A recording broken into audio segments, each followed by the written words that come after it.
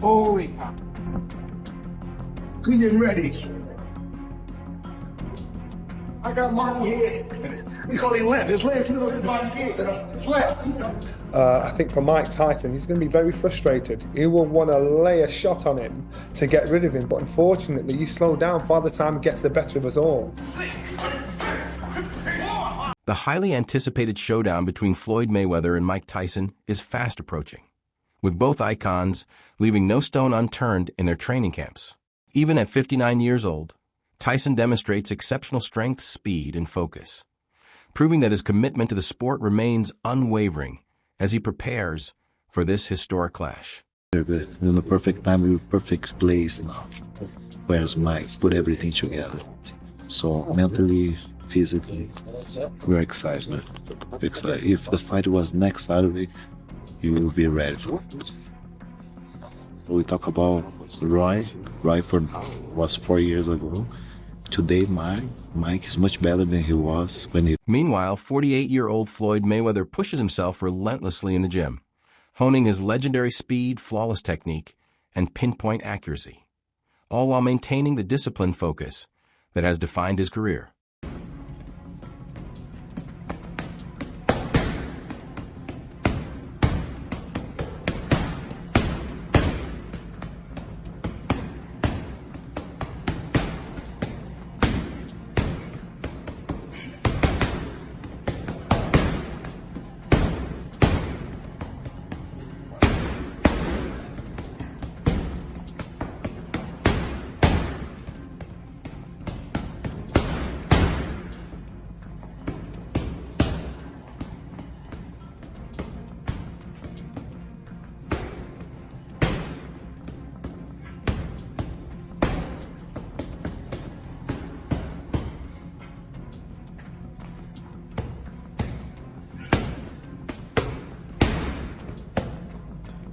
Rafael Corderero, Mike Tyson's trainer, praises Tyson's remarkable condition at 59, noting that he remains sharp, powering through grueling training sessions, sparring drills, and demanding routines with extraordinary strength and unwavering focus.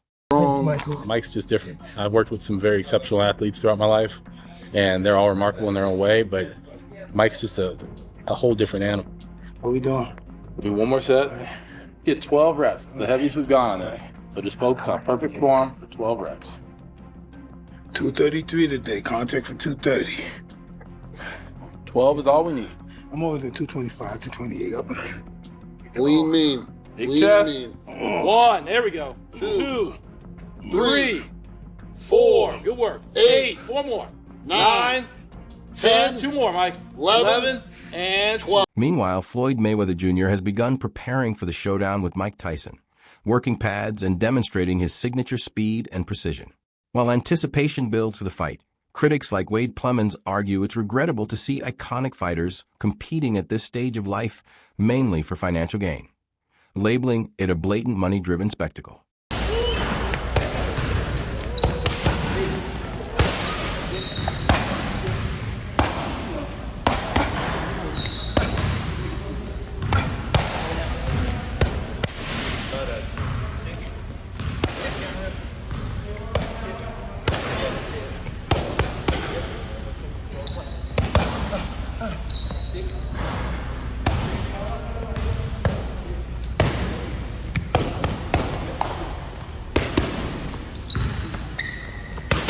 Former world champion Johnny Nelson weighed in on the much-anticipated exhibition between Floyd Mayweather Jr. and Mike Tyson, highlighting the stark contrast in size and speed between the two legends.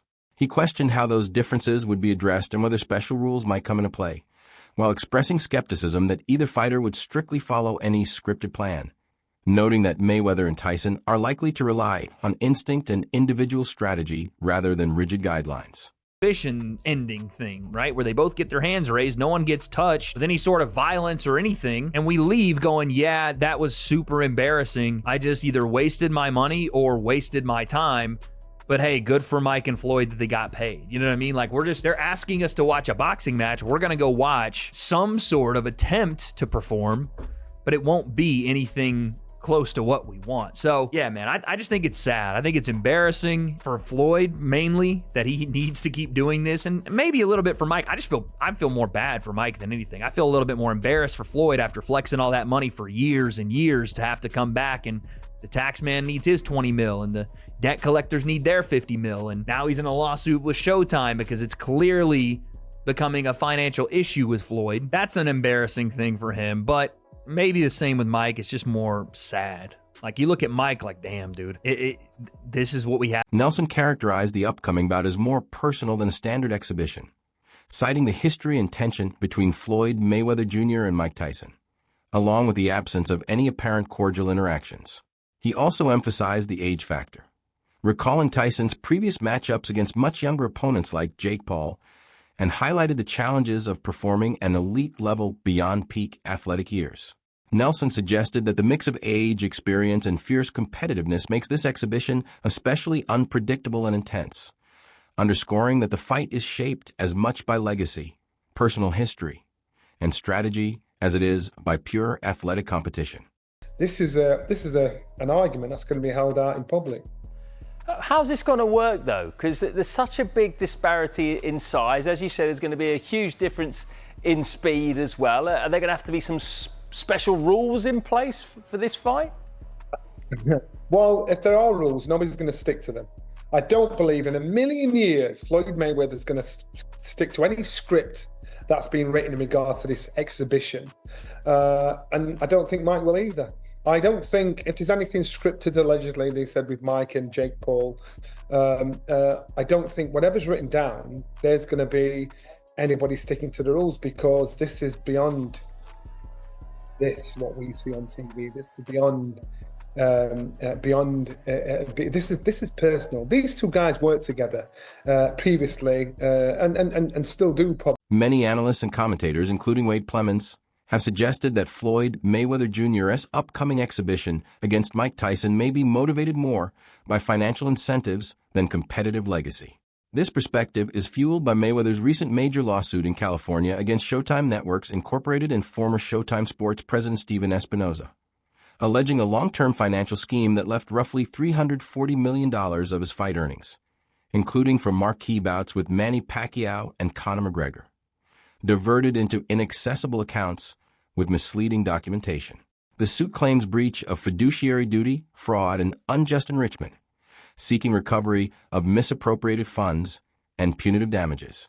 Observers note that the lawsuit, combined with Mayweather's ongoing participation in high-profile exhibitions, underscores the notion that financial pressures, rather than purely sporting ambitions, are influencing his choices in retirement. Even though I think when it comes to a fan's favourite, I'm quite sure most of the fans I'd love to see Mike Tyson put Floyd in his place. And that's probably what will be the attraction as well. But you've got to remember, Mike Tyson's 59 years old. You've got to remember, Floyd Mayweather is still hitting the bag in the gym. He's still moving around, even though he's 48 years old. So you've got to remember that. So you're going to buy into it, no matter how disgusting you think this fight is, no matter what complaints you have about it, you're going to buy into it because you're going to see an argument played out in real life, real time. Yeah, but can you understand, though, why a lot of fight fans don't want to see this? They don't want to see two guys who are past their best, two great champions, go out and fight each other and maybe tarnish their career in some way. Completely. But you've got to remember, these guys are individuals, their fathers, their brothers, or whatever, and they still want to earn a massive chunk of money. Where's Mike Tyson? Whatever they're getting. It was baffling to see him in such shape leading up to the Jake Paul fight. Abs intact at 58 going on 59, which is incredible. Honestly, if I had even a fraction of that left at that age, I'd tip my hat. But beyond the physical awe, it's disappointing. It really highlights a core problem in individual sports, and honestly all sports, when athletes mismanage their finances. Boxing has always been lucrative, from Mike Tyson's prime to Floyd's era, yet without trustworthy people handling your business, even legends can be taken advantage of. Don King's alleged exploitation of Tyson is notorious, and now Floyd claimed Showtime, and Al Haymon pulled similar schemes on him. Mismanagement or outright theft of earnings is a persistent issue, and it underscores just how ruthless the boxing world can be behind the scenes. It made no sense how he looked coming up to the Jake Paul fight. He had abs again, which was crazy at 58, turning 59, man. If I have a portion of that still left at that age, then fair play to him. But yeah, man, this is sad. I don't have really any other words other than just this is disappointing. It speaks to the real problem in single athlete sports and really all sports. If you're mismanaging your money, and listen, there's a lot of money in boxing right now. And there was a lot of money in boxing when Mike Tyson was great, and there was a lot of money in boxing when Floyd was great. But if you don't have the right people around you, if you have people you can't trust, and it shows how scummy this business has been for a very long time. The Don King robbery of Mike Tyson. Apparently, allegedly, Floyd is saying Showtime and Al Haymon have done the same to him. We'll see how true that is. But if you're out here mismanaging your money, or people are mismanaging and stealing your money. Others take a more empathetic view of these exhibitions, arguing that there's nothing wrong with veteran athletes chasing financial opportunities later in life. After dedicating decades to their craft, they've earned the right to leverage their legacy. From this perspective, the Tyson-Mayweather exhibition isn't a desperate cash grab, but a practical and legitimate way to secure substantial earnings long after their prime. Analysts note that longevity in sports comes with unique challenges: diminished physical capabilities, increased risk of injury, and the necessity of safeguarding financial security, making these high-profile exhibitions a reasonable and strategic choice for athletes at this stage of their careers. Let them get their money. They're going to make a lot of money. Mike Tyson makes the money to give to his kids. Floyd makes the money to show us, right? Let them make their money. Why not? It's the exhibition style. They got history. They don't like each other. They are two of the biggest imposing figures in boxing history. Mike Tyson, Floyd Mayweather, and Muhammad Ali, right? So they're going to make a lot of money. A lot of people going to tune in, and they're going to watch it. They don't like each other.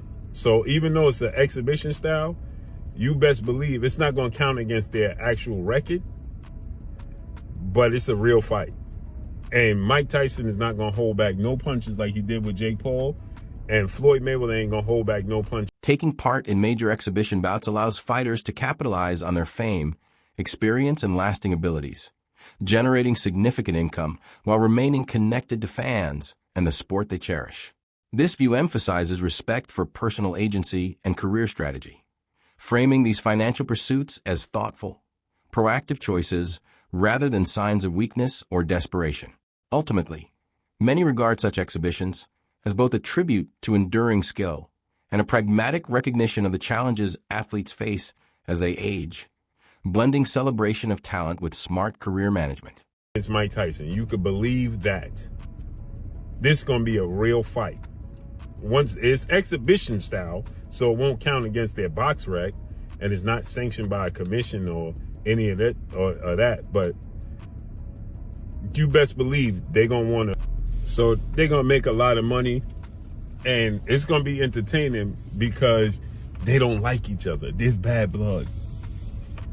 They're going to let them fly. And neither one of them wants to go home saying they lost to the other one. Mike Tyson has been, making passes at trying to, he wanted to hit Floyd at the WBC convention. Remember that famous epic moment where he walks up past Floyd and he's receiving his belt and he just flinches at Floyd, and Floyd don't budge. You're just looking at him, right? Mike Tyson always say he a scared little man walking around with all the security. They don't like each other. It's bad blood. So Joe Rogan weighed in on the upcoming exhibition between Mike Tyson and Floyd Mayweather Jr., highlighting the unusual tension between the two legends.